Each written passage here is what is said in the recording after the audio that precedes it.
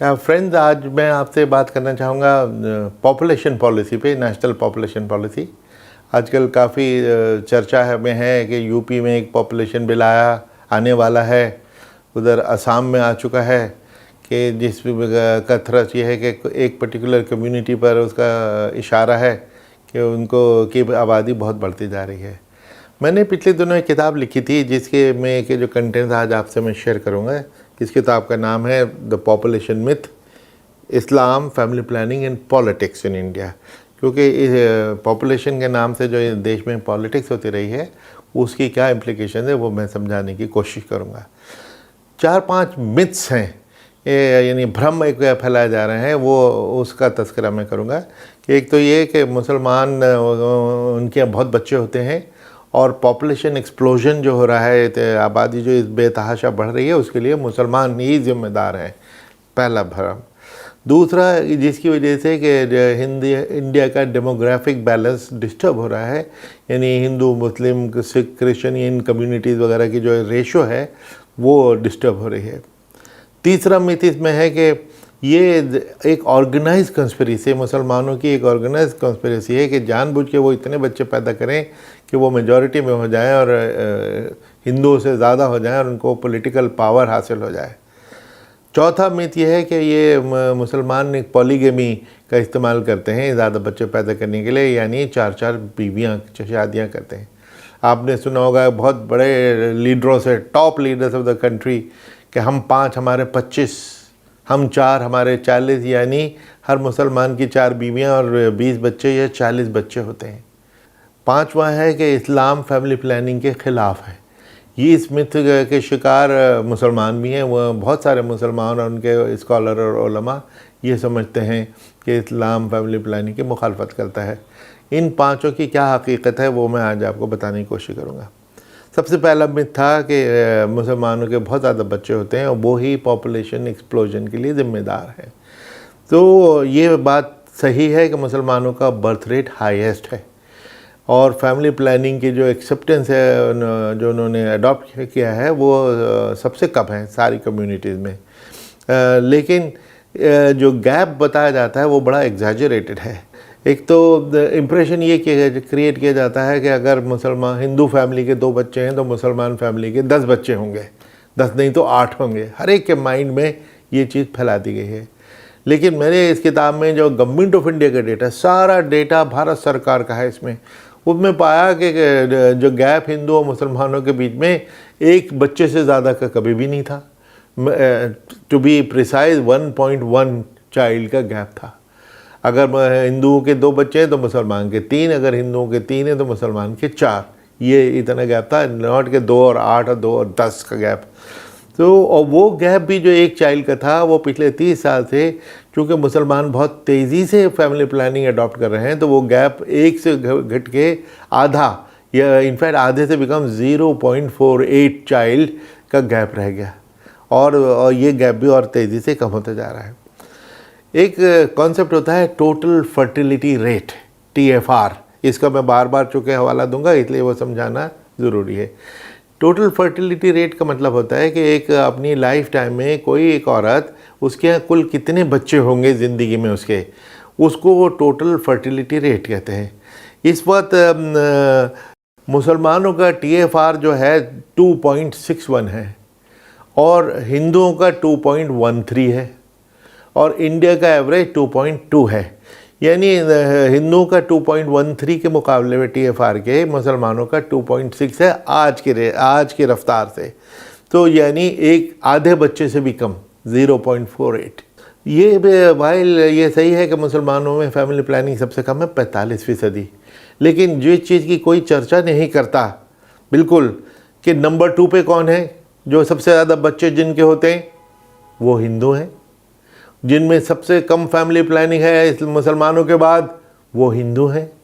मुसलमानों की family planning अगर 45.3% है, हिंदुओं की 54.4% है। अब इसका कंपैरिजन कीजिए सिखों से, उनकी है 79%, 80% के करीब। पिछले दिनों प्रधानमंत्री जी ने अपने लाल किले की स्पीच में इसको पेट्रियोटिज्म से जोड़ा कि जिनके कम बच्चे हैं वो पेट्रियाटिक, जो इनके ज़्यादा हैं वो नॉट अनपेट्रियाटिक, यही मतलब हुआ। तो सबसे ज़्यादा पेट्रियाटिक तो सिख हुए, लेकिन उनको बड़े लूज टॉक में उनको भी खालिस्तानी कहने में लोग नहीं चूकते। सबसे ज़्यादा पेट्रियाटिक हैं, सबसे ज़्यादा फैमिली प्लानिंग तो उनकी है। तो हिंदुओं की फैमिली प्लानिंग मुसलमानों के बाद सबसे कम है, 54%। तो ये भी एक फैक्ट है जो मालूम होना चाहिए कि इसका मतलब है कि जो पॉपुलेशन में जो इजाफा हुआ है उसकी ज़िम्मेदारी सिर्फ मुसलमानों की ही नहीं है, बल्कि ज़्यादा ज़िम्मेदारी तो हिंदुओं की है, क्योंकि 1951 में हिंदू और मुसलमान पॉपुलेशन में 27 करोड़ का गैप था। वो अब गैप बढ़ के 80 करोड़ हो गया और भी बढ़ रहा है। तो बल्कि उसका अगर ग्राफ मैं आपको दिखाऊं, इस किताब में मौजूद है, तो अगर मुसलमान इस तरह का ग्राफ चल रहा है तो हिंदुओं का ग्राफ यूं चल रहा है, तो गैप तो बढ़ रहा है। तो कहाँ पे मुसलमान हिंदुओं से ओवरटेक करके यहाँ पे पॉलिटिकल पावर कैप्चर करने की बात कहाँ से आ सकती है यहाँ? तो ये पहला मिथ है इसका, और इसकी हकीकत मैंने आपको बताई। दूसरा मिथ, ये डेमोग्राफिक बैलेंस बिल्कुल ही अपसाइड डाउन होता चला जा रहा है। उसकी हकीकत क्या है कि ये फैक्ट है कि 1951 में हिंदुओं के परसेंटेज भारत की आबादी में 84.1% थी, जो घट के 79.48 हुई है, यानी कि तकरीबन 4.2 घटे हैं। और ये जो घटे हैं वो सारे मुस्लिम, क्रिश्चियन, सिख वगैरह उन सब में डिस्ट्रीब्यूट हो गए, सबसे ज़्यादा मुस्लिम में हो गए, जिसकी वजह से मुस्लिम परसेंटेज 9.8 से 14.2, यानी 4 परसेंटेज पॉइंट 60 साल में बढ़ी है। अब ये कहना कि बस 2 साल में और 5 साल में मुसलमान पॉलिटिकल पावर में आ रहे हैं, ये कहाँ, इसे 60 साल में अगर 4 परसेंटेज पॉइंट बढ़े हैं तो 51% बनने के लिए इनको 600 साल चाहिए। 600 साल, वो भी जबकि जो पिछले 60 साल के जो पैटर्न है वही चलता रहे। लेकिन जैसे मैंने आपको बताया कि पिछले 30 साल में मुसलमान फैमिली प्लानिंग को बहुत तेज़ी से अडॉप्ट कर रहे हैं, हिंदुओं से ज़्यादा तेज़ी से अडॉप्ट कर रहे हैं। तो इस वजह से ये जो गैप है ये कम होता चला जा रहा है। और प्रोजेक्शन ये है कि सन 2100 में ये जो मुस्लिम परसेंटेज रेशो है ये बढ़ के 18% हो जाएगी। तभी भी बिल्कुल ही माइनॉरिटी में होगी आज से 80 साल के बाद भी। तो ये दूसरा एक मिथ है जो हमें समझना चाहिए कि ये एग्जैजरेशन है कि डेमोग्राफिक बैलेंस बिल्कुल अपसाइड डाउन हो गया, मुस्लिम पॉलिटिकल पावर को कैप्चर करने वाले। पहले तो ये मैं माफ़ी मांगूंगा कि इस पूरे लेक्चर में हिंदू मुस्लिम होता रहेगा, वो मुझे ये कहते में बड़ा दुख होता है, लेकिन चूँकि इस इशू टॉपिक ही यही है, इसलिए इस टॉपिक में हिंदू मुसलमान का कंपैरिजन होना तो लाजमी है, इस वजह से बार बार कहना पड़ता है। बल्कि बाद में मैं आपको ये भी बताऊंगा कि एक्चुअली ये हिंदू वर्सेस मुस्लिम का इशू ही नहीं है। हिंदू मुस्लिम तो बिल्कुल भाई भाई हैं, शाना बशाना है कि अगर हर चीज़ में, हर इंडिकेटर में बिल्कुल 19-20 हैं, तो वो उस पर हम बाद में आते हैं। तीसरा ये कि ये ऑर्गेनाइज कॉन्स्पिरेसी है मुसलमानों की, ये बताया जाता है कि जानबूझ के वो इसलिए बच्चे पैदा करते हैं ताकि वो पॉलिटिकल पावर कैप्चर कर लें। मैंने तो कभी किसी मुस्लिम स्कॉलर या उलमा में से किसी को ये कहते नहीं सुना कि मुसलमानों तुम बच्चे पैदा करो ताकि तुम्हारे पास पॉलिटिकल पावर आ जाए। ये ज़रूर उनको कहते सुना है कि मुसलमानों को फैमिली प्लानिंग नहीं करनी चाहिए, क्या मज़हब के ख़िलाफ़ है, जिसका मैंने ना 5वां मिथ जो है कि इस्लाम फैमिली प्लानिंग के ख़िलाफ़ है कि नहीं, उस पर मैं बाद में आऊँगा। लेकिन हमने तो कहीं ऑर्गेनाइज कंस्पिरेसी या किसी को ये कहते हुए नहीं सुना कि मुसलमानों तुम बच्चे ज़रूर पैदा करो, ज़्यादा से ज़्यादा करो ताकि तुम्हारे हाथ में पॉलिटिकल पावर आ जाए। कोई आलिम और कोई बड़ा स्कॉलर इसको कहता हुआ नहीं सुना गया है। यही वजह कि जो मैंने जैसे इससे पहले बताया कि जो गैप है वो घट रहा है क्योंकि मुसलमान बहुत तेज़ी से फैमिली प्लानिंग अडॉप्ट कर रहे हैं। यहाँ तक ये उलमा और स्कॉलर इस बार पर मुत्तफ़िक़ हैं कि फैमिली प्लानिंग तो जायज़ है, स्पेसिंग जो टेम्परेरी मेथड है सब जायज़ है, सिर्फ टर्मिनल मेथड यानी वेजेक्टमी और ट्यूबेक्टमी इस्लामिक नहीं मानी जाती। उसके बावजूद 20% मुस्लिम ने स्टेरिलाइजेशन भी करा डाली। जबकि उस पर इस्लामिक स्कॉलर एक आवाज़ है कि वो इस्लाम के ख़िलाफ़ है, उसके बावजूद मुसलमानों ने फिर स्टेरिलाइजेशन भी 20% लोगों ने करा डाली। ना चौथा है कि मुस्लिम पॉलीगेमी का इस्तेमाल करते हैं, 4 बीवियां करते हैं ताकि बच्चे ज़्यादा हों। ना ये इससे बड़े बकवास तो कोई हो ही नहीं सकती, क्योंकि देश में पॉलीगेमी संभव ही नहीं है, पॉसिबल ही नहीं है। क्यों पॉसिबल नहीं है? औरतें उतनी है ही नहीं। एक लफ्ज़ होता है, कॉन्सेप्ट है जेंडर रेशो, यानी 1000 मर्दों के मुकाबले में देश में कितनी औरतें हैं। 2011 के सेंसस में 940 औरतें थीं। ये पिछले 100 साल में सबसे ज़्यादा है, अदरवाइज 920, 925, 927 ये औसत रही है।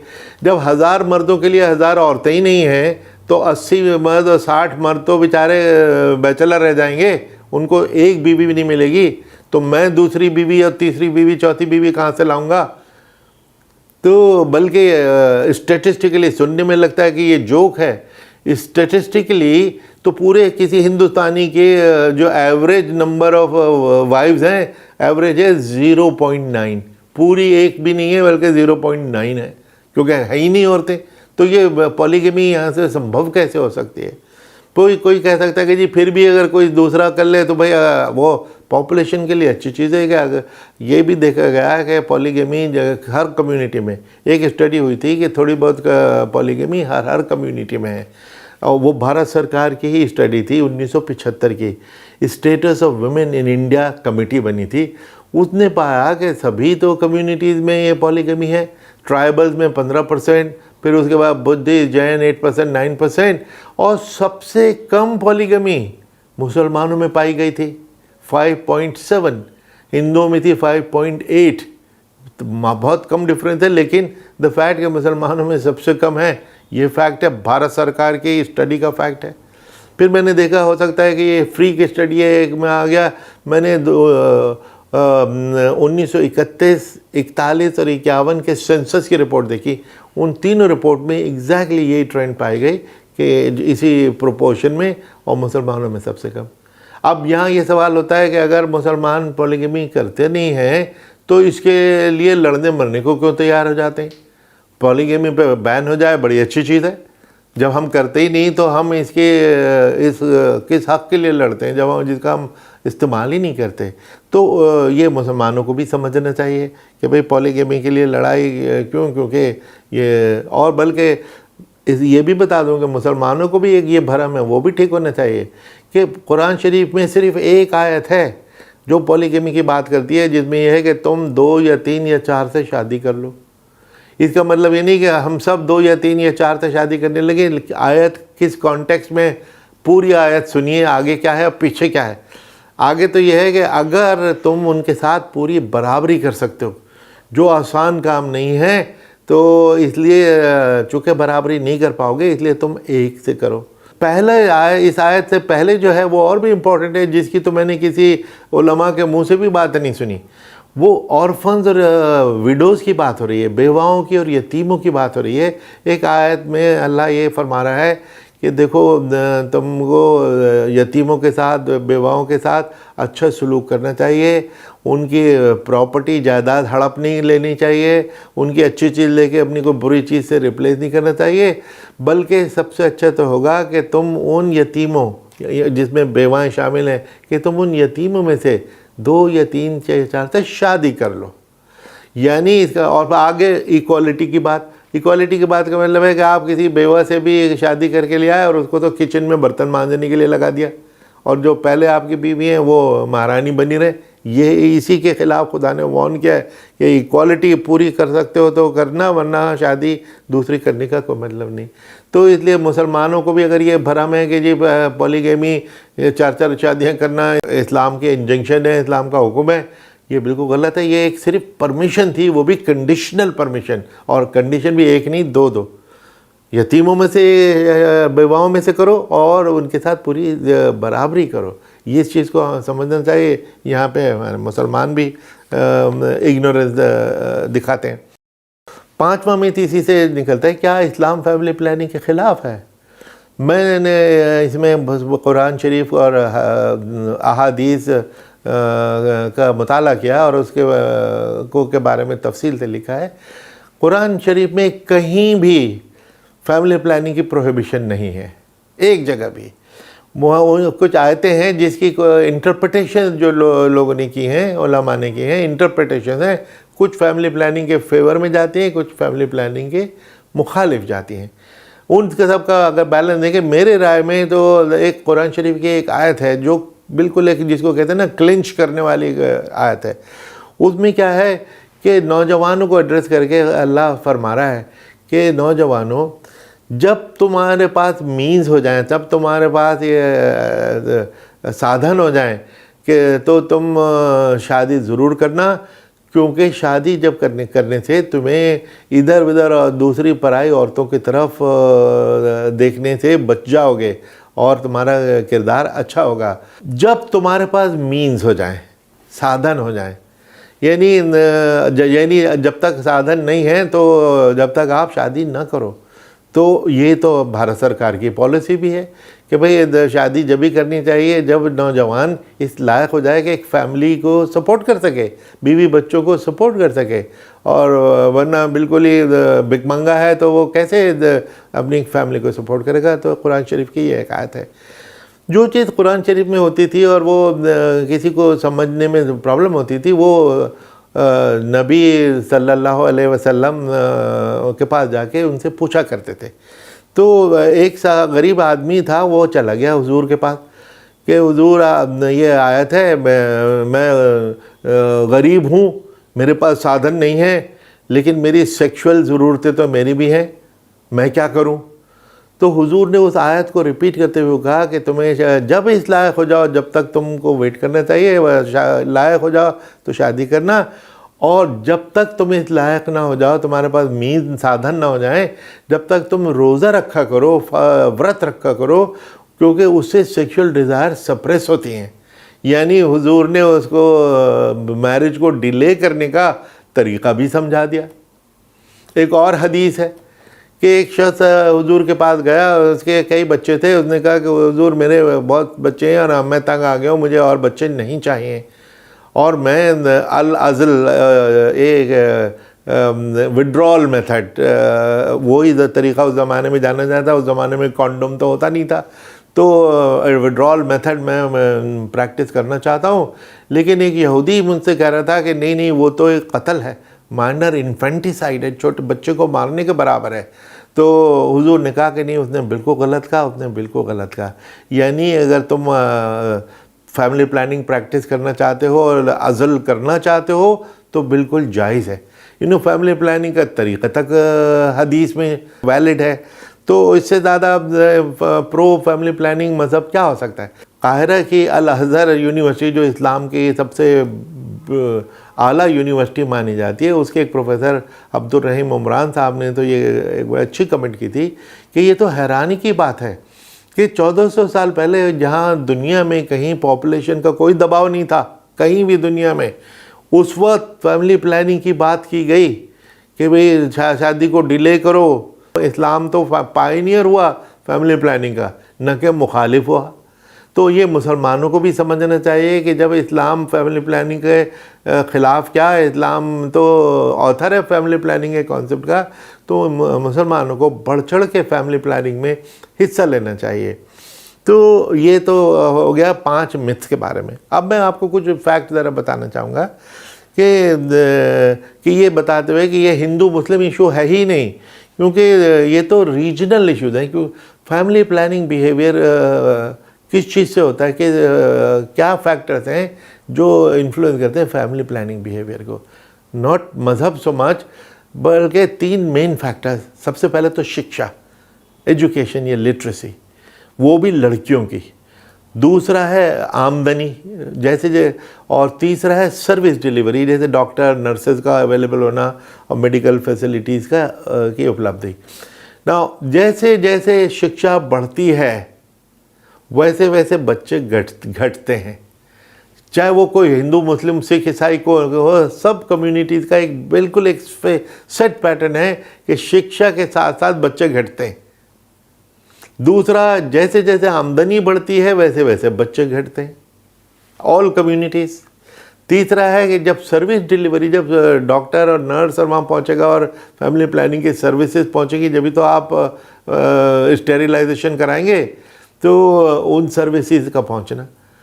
हमने ये देखा इस किताब में पूरा एक चैप्टर है कि इन तीनों फैक्टर्स में मुसलमान सबसे पिछड़े हैं। सबसे कम उनमें शिक्षा है, जो अपनी जगह बदकिस्मती की बात है, क्योंकि इस्लाम जो शिक्षा पे इतना ज़ोर देता है, नबी सल्लल्लाहु अलैहि वसल्लम पे जो सबसे पहली वही आई थी, जो डिवाइन रेवलेशन, उसमें उनसे कहा गया इक़रा बिस्मिकल्लज़ी खलक़, यानी recite in the name of God, जिसने तो खुदा के नाम से तुम पढ़ो जिसने तुमको पैदा किया। यानी पढ़ाई पे ज़ोर तो कुरान शरीफ का सबसे पहला लफ्ज़ है। उसके बावजूद मुसलमान सबसे अनपढ़ हैं, ये बदकिस्मती की बात है। और इस पे मुसलमानों को सोचना चाहिए कि ऐसी सूरत क्यों है, हमें इसका सुधार करना चाहिए। तो जो ये मैंने फैक्टर्स बताए, ये फैक्टर्स चूँकि पूरे देश में, इतना बड़ा देश है, हर जगह अलग अलग हैं। लिटरेसी का रेट पूरे हिंदुस्तान में कहीं कुछ कहीं कुछ कहीं कुछ, तो बहुत फ़र्क है। और ख़ास तौर से नॉर्थ इंडिया में, इसीलिए आपसे मैं हिंदी में एड्रेस कर रहा हूँ कि यूपी, बिहार, राजस्थान, इसको प्रोफेसर आशीष बोस एक होते थे, उन्होंने एक बीमारू टर्म यूज़ की थी कि बीमारू स्टेट। बीमारू का मतलब नहीं कि वो बीमार हैं, बल्कि Bihar, Madhya Pradesh, Rajasthan and UP, Hindi belt के 4 स्टेट में सबसे ज़्यादा आबादी होती थी। और अभी भी इन्हीं 4 स्टेट में सबसे ज़्यादा है। और लेकिन जल्द ही ये भी उस लेवल पर पहुंच जाएंगे जहाँ पे south India, waste India, east India पहुंच चुका है, वहाँ पे ये नॉर्थ इंडियन स्टेट भी जल्दी पहुंच जाएंगी। तो अब इसमें एक बड़ी रेंज है। अब आप देखें मुसलमानों में, तमिलनाडु में कि मुसलमान की जो TFR है, टोटल बच्चे जो पैदा होंगे एक औरत की ज़िंदगी में, उसमें एक रिप्लेसमेंट रेट भी बता दूँ कि रिप्लेसमेंट रेट, अगर कोई आबादी में इजाफा न हो, आबादी बढ़नी बंद हो जाए, उसके लिए TFR हमारा 2.1 होना चाहिए। यानी 2 माँ बाप है, वो मर जाएंगे तो 2 बच्चे आ जाएंगे, तो रिप्लेस हो गई आबादी, इजाफा तो नहीं हुआ उसमें। तो लेकिन 0.1 इसलिए रखा कि कुछ बच्चे बचपन में ही मर जाते हैं, तो उसका मार्जिन रख दिया कि अगर 2.1 का TFR होगा तो दैट मीन्स आबादी में इजाफा बंद हो जाएगा, रिप्लेसमेंट रेट हमारा 2.1 है। तो तमिलनाडु में मुसलमानों का TFR 1.74 है, यानी आबादी बढ़नी वो तो बंद हुई ही, लेकिन अब तो आबादी कम होनी शुरू हो जाएगी, 1.74 है। और उन्हीं मुसलमानों का बिहार में आके 4.11 TFR है, इतना हाई है। तो अब कौन सा मुसलमान का रेट माना जाएगा, तमिलनाडु वाला कि बिहार वाला, या बीच में इतने सारे जो हैं। इसी तरह ये हालत हिंदुओं की। केरला में 1.42 है TFR, और बिहार में 3.29 है। 22 स्टेट्स ऐसी हैं इंडिया की जहाँ पे मुसलमानों का TFR बिहार के हिंदुओं से कम है। अगर इस्लाम फैक्टर होता तो मुसलमान कहीं भी फैमिली प्लानिंग नहीं अडॉप्ट करता। 22 स्टेट्स के मुसलमान बिहार के हिंदुओं के मुकाबले में ज़्यादा फैमिली प्लानिंग को प्रैक्टिस कर रहे हैं। इसका मतलब है रिलीजन फैक्टर नहीं है, बिहार की बैकवर्डनेस है। बिहार का मुस्लिम भी बैकवर्ड है, बिहार का हिंदू भी बैकवर्ड है, लिटरेसी भी वहाँ कम है, पॉवर्टी भी ज़्यादा है। इस वजह से ये कहना कि कोई हिंदू रेट ऑफ ग्रोथ है, मुस्लिम रेट ऑफ ग्रोथ है, ये गलत है। ये रीजनल जो सोशो इकोनॉमिक कंडीशन है उन पर उसका दारोमदार है। दूसरी चीज़ है इनकम। जैसे जैसे इनकम बढ़ती है वैसे वैसे बच्चे घटते हैं। अब इनकम बढ़ाने की तो बात कोई लोग करते नहीं। जो फैमिली प्लानिंग की बात करते हैं कि जी मुसलमान फैमिली प्लानिंग नहीं करता, तो मुसलमान में शिक्षा की बात करो ना, उसकी तो बात करते नहीं। मुसलमानों की आमदनी बढ़ाने की बात करो ना, वो आप करते नहीं, बल्कि उल्टा आप कहते हो उनके साथ बिजनेस ना करो, आप उनसे सब्ज़ी भी ना ख़रीदो। अगर आप उनसे सब्ज़ी भी नहीं ख़रीदोगे और वो और गरीब हो जाएंगे तो वो तो और ज़्यादा बच्चे पैदा करेंगे, तो आपको उससे और भी तकलीफ़ होगी। तो आप उनकी इनकम बढ़ाने की तो बात ही नहीं करते। तीसरे सर्विस डिलीवरी।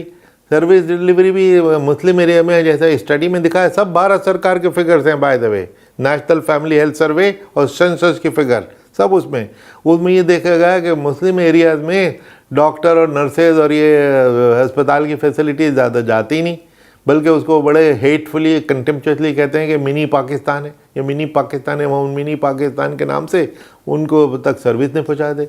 अरे भाई, जब सर्विस वहाँ नहीं पहुँचेगी तो वहाँ पे फैमिली प्लानिंग कैसे लोग कर पाएंगे।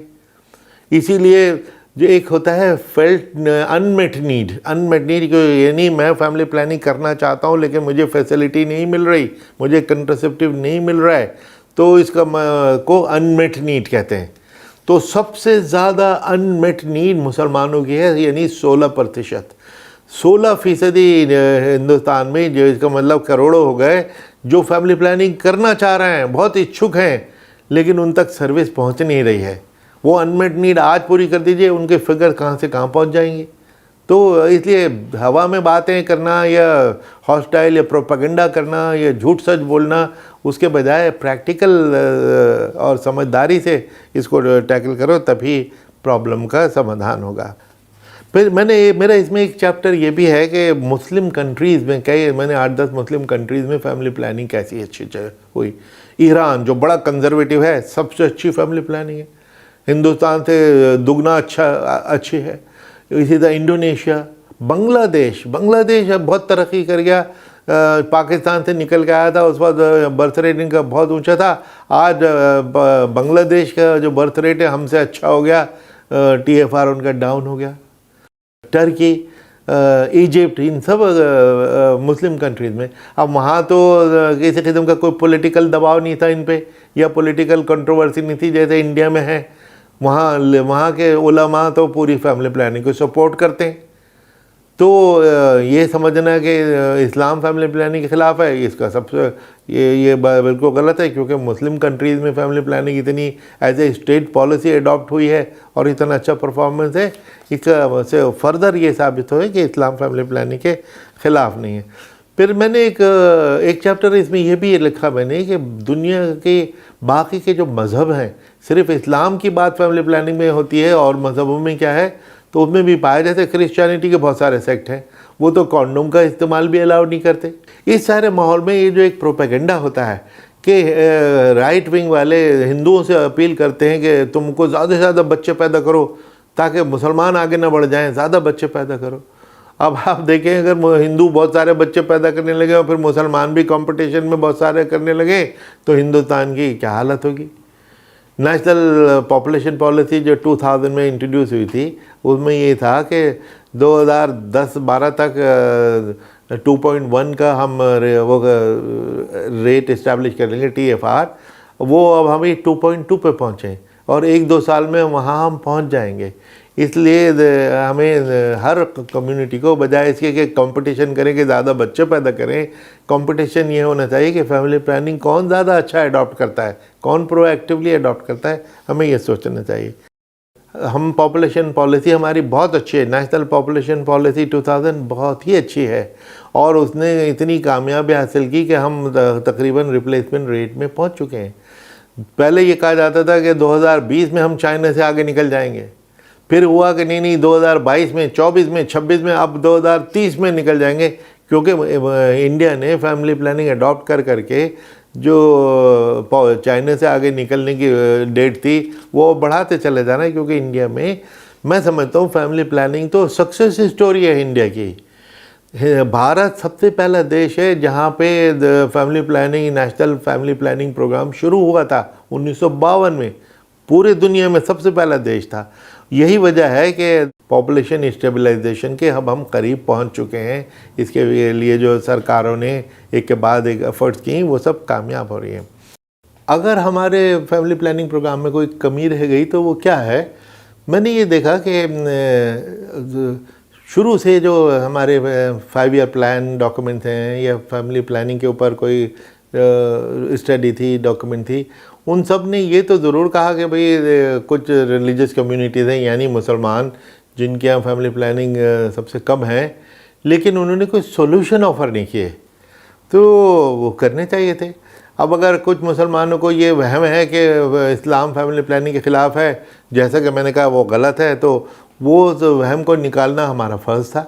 हमें एक ऐसी किताब बनानी चाहिए जिसमें कुरान क्या फरमाता है, नबी हमारे क्या फरमाते हैं, और जो मैंने आपको 2-3 एक आयत और 2 हदीसें सुनाई और बहुत सारी आयतें हदीसें वो सब बताई जाएं, ताकि लोगों को अगर ये भरम है वो निकलना चाहिए।